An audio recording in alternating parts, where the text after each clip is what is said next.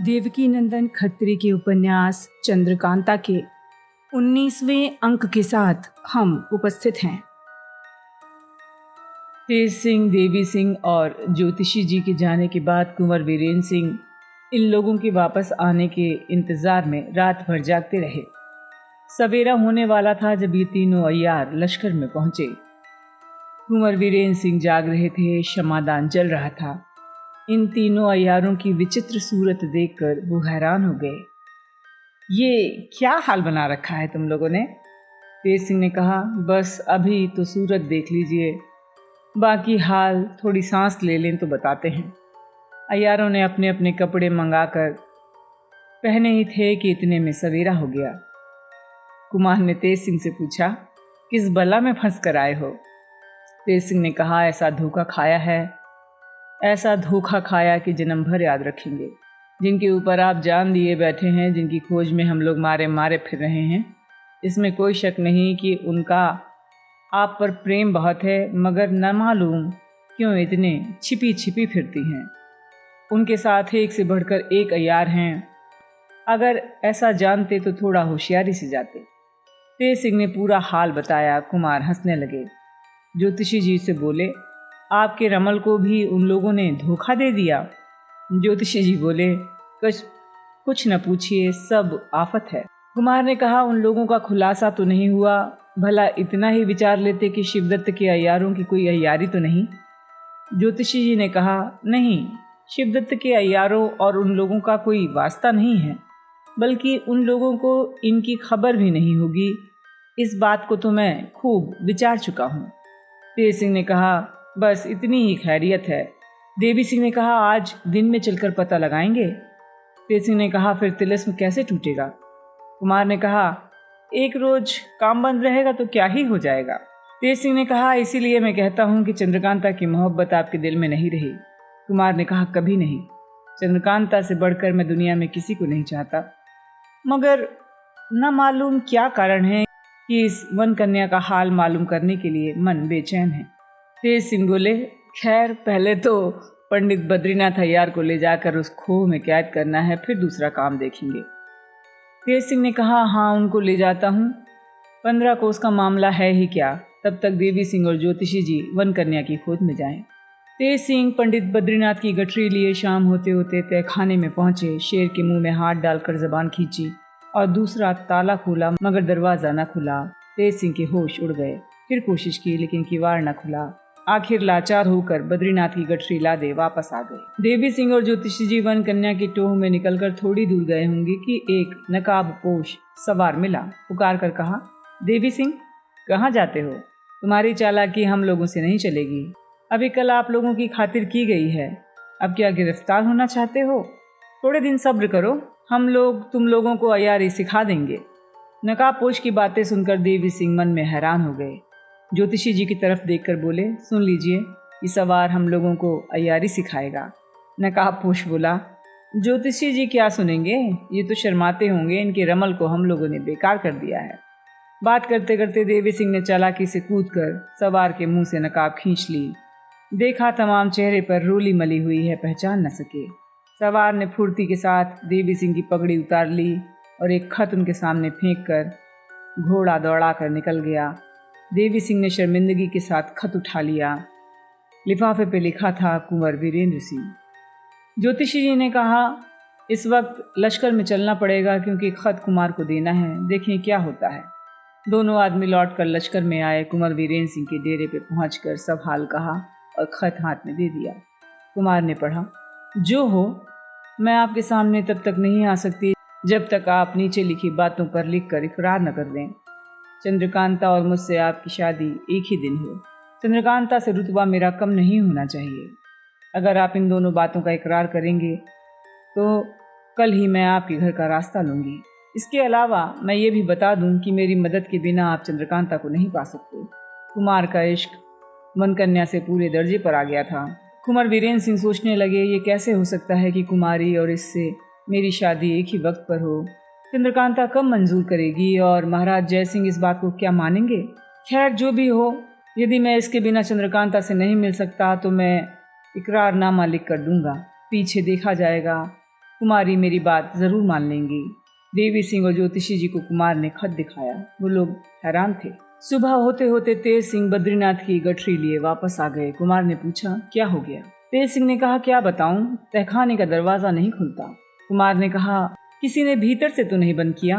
तेज सिंह ने कहा, नहीं, भीतर तो कोई ताला ही नहीं है। कुमार ने कहा, कहीं ये वन कन्या की कोई तरकीब तो नहीं?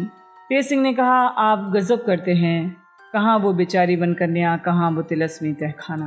कुमार ने कहा, तुम्हें नहीं मालूम, उसने मुझे खत लिखा है, बिना मेरी मदद के तुम चंद्रकांता से नहीं मिल सकते। देवी सिंह ने कहा, मुझे भी उन्हीं का बखेड़ा मालूम होता है। अगर वन कन्या को हमारे साथ कुछ फसाद करना होता तो तिलस्मी किताब क्यों वापस देती? तेज सिंह ने कहा, देखिए उस खत में क्या लिखा है जो किताब के साथ आया था। ज्योतिषी जी ने कहा, तुम्हारा ये कहना तो ठीक है। तेज सिंह ने कहा, वो खत तो दीजिए जिसमें वन कन्या ने ये लिखा है कि बिना हमारी मदद के चंद्रकांता से मुलाकात नहीं हो सकती। कुमार ने खत तेज सिंह के हाथ में दिया। तेज सिंह सोच में पड़ गए। तेज सिंह ने कहा, जो मुनासिब समझो आप लोग करो। चंद्रकांता तो कुछ ना बोलेगी, मगर महाराज जय सिंह ये बात मंजूर नहीं करेंगे। न जाने वो कौन है, कहाँ की रहने वाली है। ये सब बातें हो ही रही थी कि पहरेदार ने कहा, एक सिपाही आया है, कुछ कहना चाहता है। कुमार ने कहा, ले आओ। पहरेदार उस सिपाही को लेकर अंदर आया। सभी ने देखा वो अजीब ढंग का आदमी है, नाटा सा कद, काला रंग, टाट का चपकन पजामा जिसके ऊपर लेस टकी हुई थी, सिर पर दौरी की तरह बांस की टोपी, ढाल तलवार लगाए था। उसने झुककर कुमार को सलाम किया। सभी को उसकी सूरत देखकर हंसी आ गई, मगर हंसी रोक ली गई। तेज सिंह ने पूछा, तुम कौन हो? उसने कहा, मैं देवता हूँ, दैत्यों की मंडली से आ रहा हूँ। कुमार से उस खत का जवाब चाहता हूँ जो एक सवार ने देवी सिंह और जगन्नाथ जी को दी थी। तेज सिंह ने पूछा, तुम ज्योतिषी जी और देवी सिंह के नाम कैसे जानते हो? उस आदमी ने कहा, ज्योतिषी जी को मैं तब से जानता हूँ जब से वे उस दुनिया में नहीं आए थे, और देवी सिंह हमारे चेले हैं। देवी सिंह ने कहा, क्यों वे शैतान बेअदबी करता है? उस आदमी ने कहा, बेअदबी तो आप करते हैं, उस्ताद को बे करके बुलाते हैं, कुछ इज्जत नहीं करते। देवी सिंह ने कहा, मालूम होता है तुम्हें मौत यहाँ ले आई है। उस आदमी ने कहा, मैं तो स्वयं मौत हूँ। देवी सिंह ने कहा, तुम्हें इस बेअदबी का मजा चखाना होगा। उस आदमी ने कहा, मैं ऐसे ही नहीं आया हूँ, जिसने मुझे भेजा है उसके सामने तुम दिन में 17.5 दफा झुककर सलाम करोगे। देवी सिंह कुछ कहना चाहते थे कि तेज सिंह ने रोक दिया। बाकी ने कहा, अगर अब भी न समझे तो समझाने के लिए मैं चंपा को बुला लाऊंगा। तेज सिंह उस शैतान की सूरत को गौर से देखने लगे। वो बोला, आप मेरी सूरत क्या देखते हैं? अय्यार नहीं हूँ, पानी मंगाइए, धोकर दिखा दूं। मैं आज से काला नहीं हूँ, लगभग 400 साल से मेरा यही रंग है। तेज सिंह हंस पड़े और बोले, जो हो अच्छे हो, मुझे जांचने की जरूरत नहीं है। अगर दुश्मन का आदमी होता तो ऐसा करते भी, मगर तुमसे क्या? अय्यार हो तो, मस्खरे हो तो इसमें कोई शक नहीं कि दोस्त के आदमी हो। उसने झुककर सलाम किया, कुमार की तरफ देखा और कहा, मुझे जवाब मिल जाए क्योंकि बड़ी दूर जाना है। कुमार ने उसी खत की पीठ पर यह लिख दिया कि मुझे सब कुछ मंजूर है। उसके बाद अपनी अंगूठी से मोहर करके उस बांके जवान के हवाले किया। वो खत लेकर खेमे के बाहर हो गया। अय्यार लोग और फतेह सिंह भी हाजिर हुए। अभी किसी किस्म की बातचीत नहीं हुई थी कि पहरेदार ने कहा, एक बूढ़ी औरत बाहर आई हुई है, कुछ कहना चाहती है। हम लोग पूछते हैं तो बताती नहीं, कहती है कुमार से ही कहूंगी। कुमार ने कहा, उसे अंदर लाओ। चौबदार ने उस बुढ़िया को हाजिर किया। देखते ही तेज सिंह के मुंह से निकला, क्या पिशाचों और डाकनियों का दरबा खुल गया है? उस बुढ़िया ने बात सुन ली, तेज सिंह की तरफ देखने लगी और बोली, अब कुछ न कहूंगी, मैं जाती हूँ। मेरा क्या बिगड़ेगा? जो नुकसान होगा कुमार का होगा। ये कहकर वो खेमे के बाहर चली गई। कुमार का इशारा पाकर पहरेदार समझा बुझाकर उसे ले आया। औरत की अजीब सूरत थी। उम्र लगभग 70 साल थी। बाल कुछ सफ़ेद, आधे से ज़्यादा दांत गायब, लेकिन 2 बड़े बड़े और टेढ़े आगे वाले दांत 2-2 अंगुल और बाहर निकल आए थे, जिनमें जर्दी और कीट जमी हुई थी। तेज सिंह ने कहा, क्या चाहती हूँ? बुढ़िया ने कहा, मैं तुमसे नहीं कहूँगी, कुछ खास है, कुमार से कहूँगी। कुमार ने कहा, अच्छा मुझसे ही कहो, क्या कहना है? बुढ़िया ने कहा, तुमसे ही कहूँगी, तुम्हारे ही मतलब की बात है। और वो खांसने लगी। देवी सिंह ने कहा, अब ये 1.5 घंटे खांसेगी तब कहेगी क्या? बुढ़िया ने कहा। फिर दूसरे ने दखल दिया। कुमार बोला, नहीं, कोई नहीं बोलेगा। बुढ़िया ने कहा, मुझे डर मालूम होता है, क्योंकि मैंने आपके लिए वो काम किया है कि अगर 1000 बरस भी आपके अय्यार करेंगे तो वो नहीं होता। इसी सबब से मुझे डर मालूम होता है कि कहीं आपके अय्यार मुझे खार खाकर तंग न करें। बुढ़िया की बात सुनकर सब दंग हो गए। तब वो बोली कि मैं उस वन कन्या का पता आपको दे सकती हूँ और ऐसी तरकीब बता सकती हूँ कि आप घड़ी भर में तिलिस्म तोड़कर कुमारी चंद्रकांता से जा मिलें। कुमार ने कहा, जल्दी बताइए। बुढ़िया ने कहा, पहले मेरे इनाम की बात तो कीजिए। कुमार ने कहा, जो कहोगी वो मिलेगा। बुढ़िया ने कहा, तो इसके लिए कसम खाइए। कुमार ने कहा, क्या इनाम लोगी, पहले सुनूं तो। बुढ़िया ने कहा, कुछ नहीं, बस ये कि आप मुझसे शादी कर लें। बुढ़िया की बातें सुनकर कुमार का चेहरा गुस्से से लाल हो गया। अयार भी दांत पीसने लगे, मगर क्या करें, लाचार थे। न मारने की कसम खा चुके थे, नहीं तो बुढ़िया की दुर्गति कर देते। तेज सिंह ने ज्योतिषी जी से पूछा, ये कोई अयार है या सचमुच जैसी दिखाई देती है वैसी ही है? ज्योतिषी जी ने अपनी नाक पर हाथ रखकर श्वास विचार कर कहा, अयार नहीं है, जो देखते हो वही है। अब तेज सिंह और भी बिगड़े। बुढ़िया से कहा, जाओ यहाँ से। बुढ़िया ने कहा, अगर मेरी बात न मानोगे तो पछताओगे, तुम्हारा सब काम बिगाड़ दूंगी। देखो उस तहखाने पर मैंने कैसा ताला लगाया है, तुमसे नहीं खुलेगा। अब जाकर महाराज शिवदत्त को छुड़ा दूंगी और फसाद करूंगी। ये कहती हुई गुस्से के मारे लाल लाल आंखें किए खेमे के बाहर निकल गई। तेज सिंह ने कहा, मामला क्या है, समझ नहीं आता। ज्योतिषी जी ने कहा, ये क्या भला है? तेज सिंह ने कहा, इसकी सच्चाई झुठाई तो शिवदत्त के छूटने से मालूम होगी। अगर सच्ची निकली तो बिना जान से मारे नहीं छोड़ूंगा। ज्योतिषी जी ने कहा, ऐसे को तो मार ही देना चाहिए। कुमार ने कहा, मुझे ये भी दिन देखना था। तेज सिंह ने कहा, चिंता मत करिए, देवी सिंह गए हैं, कुछ पता लिए बिना आएंगे नहीं। कुमार ने कहा, तुम लोगों की अय्यारी में उल्ली लग गई है। कुमार की यह बात तेज सिंह और ज्योतिषी जी को तीर के समान लगी, मगर बोले कुछ नहीं, सिर्फ उठ के खेमे से बाहर चले गए। इन लोगों के चले जाने के बाद कुमार खेमे में अकेले रह गए। तरह तरह की बातें सोचने लगे। कभी चंद्रकांता की बेबसी और तिलिस्म में फंस जाने पर, कभी तिलिस्म टूटने में देर और वन कन्या की खबर या ठीक ठाक हाल ना पाने पर, कभी इस बूढ़ी चुड़ैल की बातों पर जो शादी करने आई थी। अफसोस और गम करते रहे, तबीयत उदास थी। कुमार ने फतेह सिंह को बुलाया और पूछा, तेज सिंह कहाँ हैं? उन्होंने कहा, नहीं मालूम, ज्योतिषी जी के साथ कहीं गए हैं। देवी सिंह उस बुढ़िया के पीछे गए हैं। देवी सिंह ने बुढ़िया का पीछा न छोड़ा। रात गए वो चुड़ैल एक छोटे से पहाड़ के दर्रे में पहुंची, जिसके दोनों तरफ ऊंची ऊंची पहाड़ियां थीं। वो एक खो में घुस गई, जिसका मुंह छोटा था, सिर्फ एक आदमी की जाने लायक। देवी सिंह ने सोचा, शायद यही इसका घर है। रात भर उसी तरह बैठे रहे, मगर बुढ़िया खो से बाहर न निकली। सवेरा होते ही देवी सिंह खो में घुसे। खो में एकदम अंधकार था। लगभग 2 मील चले होंगे कि सामने की तरफ चमकती हुई रोशनी नजर आई। जैसे जैसे आगे जाते रोशनी बढ़ती जाती। जब पास पहुंचे तो सुरंग के बाहर निकलने का दरवाजा था। देवी सिंह बाहर हुए, अपने को एक छोटी सी पहाड़ी के किनारे पाया। इधर उधर निगाह दौड़ाकर देखा, चारों तरफ घना जंगल था। कुछ मालूम न पड़ा कहाँ से आए हैं। दिन भी पहर भर से ज्यादा जा चुका था। सोचने लगा, उस बुढ़िया ने खूब छिकाया, फिर इसी सुरंग से लश्कर की तरफ लौटना पड़ेगा, क्योंकि ऐसा ना हो कि किसी दूसरे रास्ते से जाएं और लश्कर का रास्ता ही भूल जाएं। देवी सिंह मारे गुस्से के दांत पीसने लगे, मगर क्या करते, बुढ़िया तो मिली नहीं। आखिर लाचार होकर उसी सुरंग की राह वापस हुए और शाम होते होते लश्कर में पहुंच गए। कुमार ने पूछा, उस बुढ़िया की क्या खबर लाए हो? देवी सिंह ने कहा, उसने तो बेहिसाब धोखा दिया। कुमार ने कहा, अरे तुम्हें क्या धोखा दे दिया? देवी सिंह ने सारा किस्सा सुनाया। कुमार और भी उदास हो गए। देवी सिंह ने फतेह सिंह से पूछा, उस्ताद और ज्योतिषी जी कहाँ हैं? उन्होंने जवाब दिया, बूढ़ी चुड़ैल के आने से कुमार बहुत दुख में थे। उसी हालत में तेज सिंह से कह बैठे कि तुम लोग की अय्यारी में उल्ली लग गई है। इतना सुनकर वे गुस्से में आ गए और ज्योतिषी जी के साथ कहीं चले गए। देवी सिंह ने कहा, कब गए? फतेह सिंह ने कहा, तुम्हारे जाने के थोड़ी देर बाद। देवी सिंह ने कहा, इतने गुस्से में उनका जाना खाली न होगा, जरूर कोई अच्छा काम करके आएंगे। तेज सिंह और ज्योतिषी जी इतने में ही आ पहुंचे। उनके चेहरे पर खुशी और मुस्कुराहट थी। कुमार ने पूछा, क्या खबर है? तेज सिंह ने कहा, अच्छी खबर है, पर आप सुन के क्या कीजिएगा? कुमार ने कहा, क्यों, मेरे सुनने लायक नहीं है? तेज सिंह ने कहा, आपके सुनने लायक क्यों नहीं है, मगर अभी नहीं बताऊंगा। देवी सिंह ने कहा, उस्ताद हमें भी तो बताओ। तेज सिंह ने कहा, तुमने उस्ताद कहकर पुकारा है, तुम्हें बता देता हूँ। तेज सिंह ने कहा, तुम कौन सा जस लगा कर आए हो, पहले ये तो कहो। देवी सिंह ने कहा, आपकी शागिर्दी में बच्चा लगा के आया हूँ। ये बातें हो रही थी कि पहरेदार ने आकर हाथ जोड़ दिया। महाराज शिवदत्त के दीवान आए हैं। सुनकर कुमार ने तेज सिंह की तरफ देखा। अच्छा, आने दो, उनके साथ वाले बाहर ही रहें।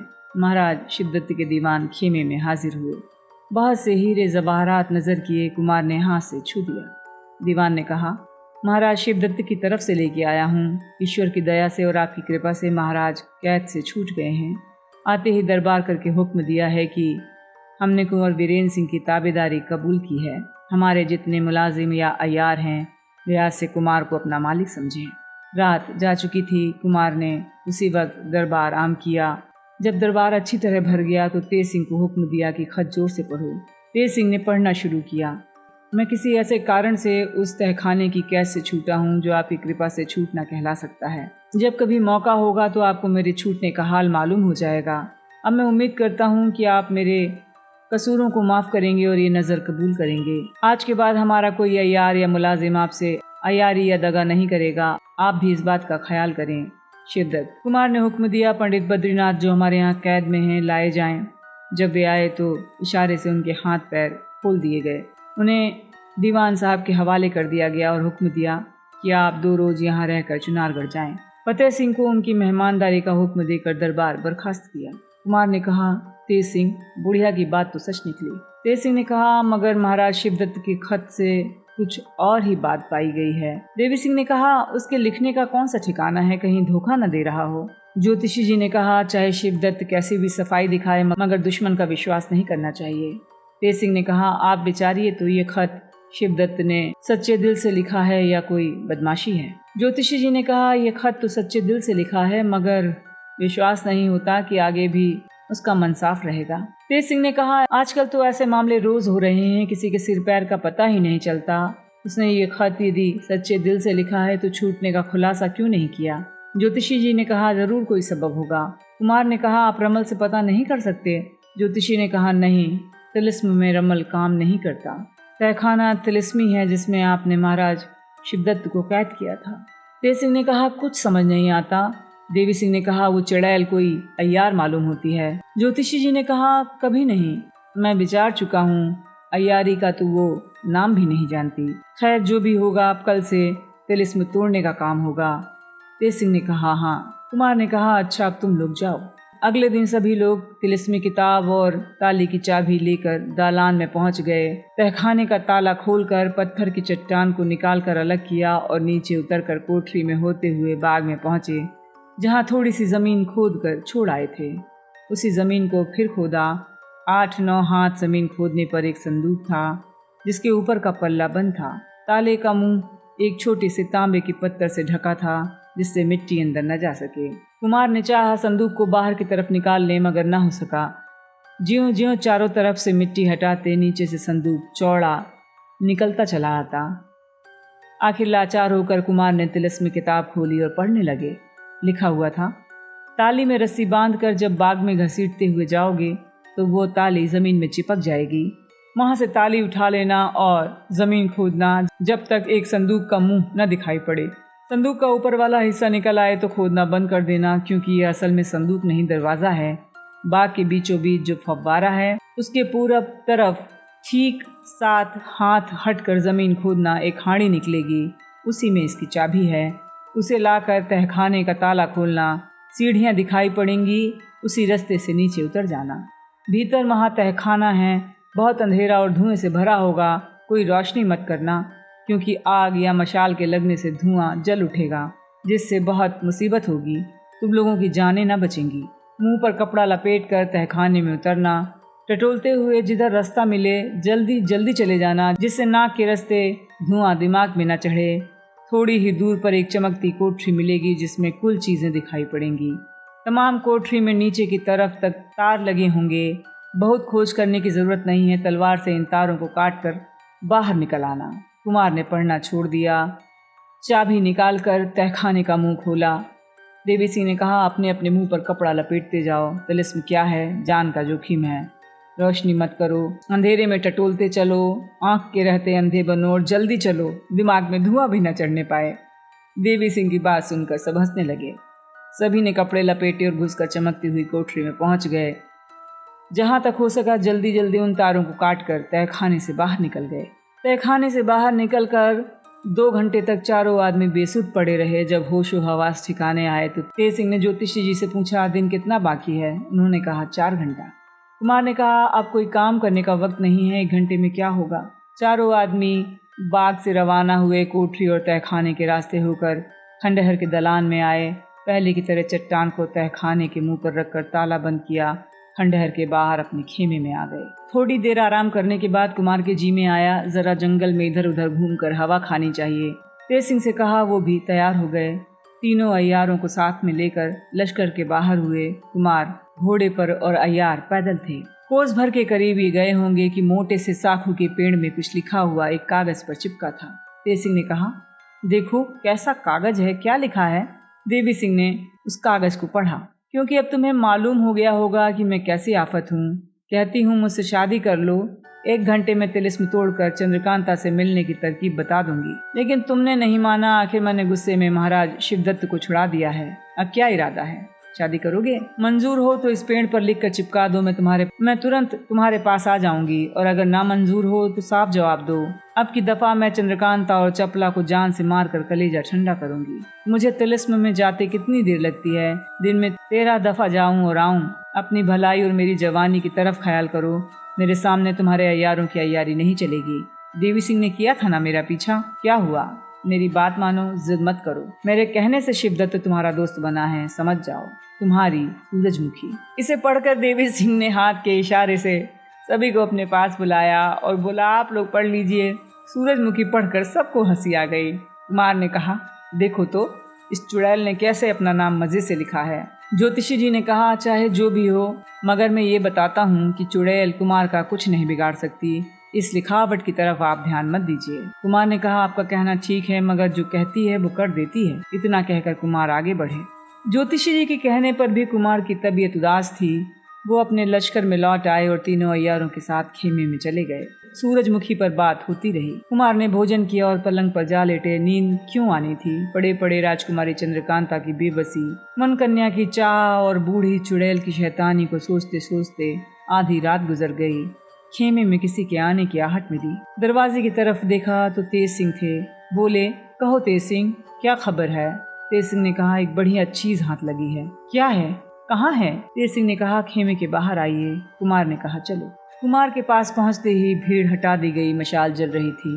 रोशनी में कुमार ने देखा क्रूर सिंह की खून से भरी हुई लाश पड़ी थी। कलेजे में एक खंजर घुसा हुआ था जो अब तक मौजूद है। कुमार ने तेज सिंह से कहा, तुमने इसे मार ही डाला? तेज सिंह ने कहा, हम लोग भला कब किसी को मारते हैं, तो फिर किसने मारा? तेज सिंह ने कहा, मुझे क्या पता। कुमार ने कहा, ये लाश कहाँ से मिली? तेज सिंह ने कहा, गश्त लगाते हुए हम तिलिस्मी खंडहर के पिछवाड़े में चले गए थे। देखा 3-4 आदमी खड़े हैं। जब तक हम लोग पास गए वो भाग गए। देखा तो क्रूर सिंह की लाश थी। तब देवी सिंह को भेजकर यहाँ से डोली और कहार मंगवाए और लाश को ज्यों का त्यों उठवा लाए हैं। अभी मरा नहीं है, बदन गर्म है मगर बचेगा नहीं। कुमार ने कहा, बड़े ताज्जुब की बात है, किसने मारा? खंजर तो निकालो जो इसके कलेजे में घुसा हुआ है। तेज सिंह ने खंजर निकाला, पानी से धोकर कुमार के पास लाए। मशाल की रोशनी में उसके कब्जे पर निगाह डाली तो लिखा था चपला। तेज सिंह ने कहा, देखिए तो इस पर चपला का नाम है। मैं इस खंजर को बखूबी पहचानता हूँ। चपला की कमर में रहता था, मगर यहाँ कैसे आया? देवी सिंह ने कहा, चपला तो बेचारी खोह में कुमारी चंद्रकांता के पास होगी। चिराग भी नहीं चल रहा होगा। इस खंजर को कौन लाया? कुमार ने कहा, किसी को भेजकर महाराज शिवदत्त के दीवान को बुलाओ। तेज सिंह ने देवी सिंह से कहा, तुम ही जाकर बुला लाओ। देवी सिंह गए। उन्हें नींद से उठाकर कुमार का संदेशा कहा। वो घबराए हुए जल्दी जल्दी कुमार के पास आए। दीवान साहब क्रूर सिंह की लाश को देखकर बोले, इस बदमाश को तो यही सजा मिलनी थी, मगर इसके साथ ही अहमद और नाजिम बाकी हैं। उनकी भी यही गति होती तो कलेजा ठंडा होता। कुमार ने पूछा, क्या ये अब आपके यहाँ नहीं है? दीवान साहब ने कहा, नहीं। जिस रोज़ महाराज तहखाने से छूट कर आए थे, हुक्म दिया था कि हमारे यहाँ कोई भी आदमी कुमार के साथ दुश्मनी का ख्याल न करे, और उसी वक्त क्रूर सिंह अपने बाल बच्चों और नाजिम और अहमद को लेकर चुनारगढ़ से भाग गया था। महाराज ने खोज कराई थी मगर कुछ पता न चला। देखते ही देखते क्रूर सिंह ने 3-4 दफ़ा हिचकी ली और दम तोड़ दिया। कुमार ने तेज सिंह से कहा, ये तो मर गया है, इसको ठिकाने में पहुंचाओ और खंजर अपने पास रख लो, सुबह देखेंगे। सुबह फिर तिलिस्म तोड़ने का इरादा किया गया। तीनों अय्यारों के साथ वो तिलिस्म में घुसे। कल की तरह तहखाने और कोठरियों से होते हुए उसी बाग में पहुंच स्याह पत्थर के दालान में बैठ गए और किताब खोलकर पढ़ने लगे। जब तुम तहखाने में उतरकर धुएं से जो उसके अंदर भरा होगा दिमाग को बचाकर तारों को काट डालोगे, तब उसके थोड़ी देर बाद कुल धुआं खत्म हो जाएगा। स्याह पत्थर की बारादरी में संगमरमर के सिंहासन पर चौखुट्टे सुर्ख पत्थर पर कुछ लिखा हुआ था। तुमने देखा होगा, उसे छूने से आदमी के बदन में सनसनाहट होती है, बल्कि उसे छूने वाला थोड़ी देर में बेहोश हो जाता है। मगर ये बातें उन तारों को काटने से खत्म हो जाएंगी, क्योंकि अंदर ही अंदर ये तहखाना उस बारादरी के नीचे तक चला गया है और उसी सिंहासन से उन तारों का जुड़ाव है जो नीचे मसालों और दवाइयों की तरफ घुसे हुए हैं। दूसरे दिन जब तुम तहखाने में जाओगे तो धुआं बिल्कुल नहीं होगा। मशाल जला लेना, बेखौफ जाकर देखना कितनी दौलत तुम्हारे लिए रखी हुई है, सब निकाल लो, जहाँ मुनासिब समझो रखो। जब तक बिल्कुल दौलत तहखाने से बाहर न निकल जाए तब तक दूसरा काम तिलिस्म का मत करो। स्याह बारादरी में संगमरमर के सिंहासन पर जो चौखुट्टा सुर्ख पत्थर है उसे भी ले जाओ। असल में वो एक छोटा सा संदूक है जिसमें बहुत सी नायाब चीज़ें हैं। उसकी ताली इसी तिलिस्म में तुमको मिल जाएगी। तेज सिंह, देवी सिंह और ज्योतिषी जी ने मशालें जला ली और कुमार के साथ उस तहखाने में उतर गए। अंदर उसी कोठरी में जिसमें बहुत सी तारें काटी थी, इस वक्त रोशनी मालूम होती थी। तारें कटी हुई इधर उधर फैल रही थी। कोठरी खूब लंबी चौड़ी थी। सैकड़ों लोहे और चांदी के बड़े बड़े संदूक रखे थे। एक तरफ दीवार में खूंटी के साथ तालियों का गुच्छा लटक रहा था। कुमार ने ताली से गुच्छे को उतार लिया। मालूम हुआ कि इन्हीं संदूकों की तालियां हैं। एक संदूक को खोलकर देखा, हीरे के जड़ाऊ जेवरों से भरा पाया। तुरंत बंद कर दिया। दूसरे को खोला, कीमती हीरों से जुड़ी नायाब कब्जों की तलवारें और खंजर नजर आए। कुमार ने उसे भी बंद कर दिया और खुश होकर कहा, तेज सिंह, इसमें बहुत भारी खजाना है, इनको सबको खोल कर देखने का कोई मतलब नहीं है। जहाँ तक हो सके इनको उठवा कर भिजवाओ। तेज सिंह ने कहा, चाहे जितनी ही जल्दी करें, मगर कम से कम इन संदूकों को निकालने में 10 दिन लगेंगे। अगर आप एक एक को देखकर नौगढ़ भेजेंगे तो बहुत दिन लग जाएंगे। तिलिस्म तोड़ने का काम अटका रहेगा। जब काम से छुट्टी मिलेगी तो खोलकर हम इन संदूकों को देख लेंगे। ऐसा करने से किसी को मालूम भी नहीं होगा कि इसमें क्या निकला है और दुश्मनों की आंख भी न पड़ेगी। न मालूम कितनी दौलत है जिसकी हिफाजत के लिए इतना बड़ा तिलिस्म बनाया गया था। ये लोग तिलिस्म से बाहर हुए। दिन का अभी कुल 2 पहर चढ़ा था। कुमार ने चाबियों का गुच्छा तेज सिंह के हवाले किया और कहा, उन संदूकों को निकलवा कर नौगढ़ भिजवाने का इंतजाम करो। जब तक सारा सामान नौगढ़ रवाना नहीं हो गया तिलिस्म तोड़ने की कार्यवाही बंद रही। एक रात कुमार अपने पलंग पर सोए थे। आधी रात जा चुकी थी। आखिर एक गहरी नींद ने अपना असर जमाया कि सुबह क्या बल्कि 2 घड़ी दिन चढ़े तक उनकी आंख न खुली। जब कुमार की नींद खुली तो अपने आप को खेमे में नहीं पाया। तिलिस्म के पास जंगल में थे, बल्कि उसकी जगह एक बहुत सजे हुए कमरे में थे जिसकी छत में बेशकीमती झाड़ और शीशे लटक रहे थे। ये कोई बहुत बड़ा दीवान खाना मालूम होता था। लंबी दीवार के बीचों बीच एक तस्वीर आदमी के कद के बराबर सोने की चौखट में जड़ी हुई थी और दीवार के साथ लगी थी। कुमार की निगाह तस्वीरों पर से दौड़ती हुई उस बड़ी तस्वीर पर अटक गई। सोचने लगे, इस तस्वीर से बढ़कर कोई चीज़ इस दीवान खाने में नहीं है। बेशक ये तस्वीर उसी की है। कुमार झट से उठकर बैठ गए और तस्वीर के पास जाकर खड़े हो गए। दीवान खाने के दरवाजे बंद थे, मगर दरवाजे के ऊपर छोटे छोटे सुराख बने हुए थे जिनमें शीशे की पट्टियां लगी हुई थी। उन्हीं में से सीधी रोशनी ठीक उस लंबी चौड़ी तस्वीर पर पड़ रही थी जिसे देखने के लिए कुमार पलंग से उतरकर पास गए थे। असल में वो तस्वीर चंद्रकांता की थी। आज के अंक में इतना ही। कल आप सुन सकेंगे कि कुमार किसी तिलिस्म में फंस गए हैं या शिवदत्त के यार उन्हें उठा ले गए हैं या वो दीवान खाना उस बुढ़िया का तिलिस्म है।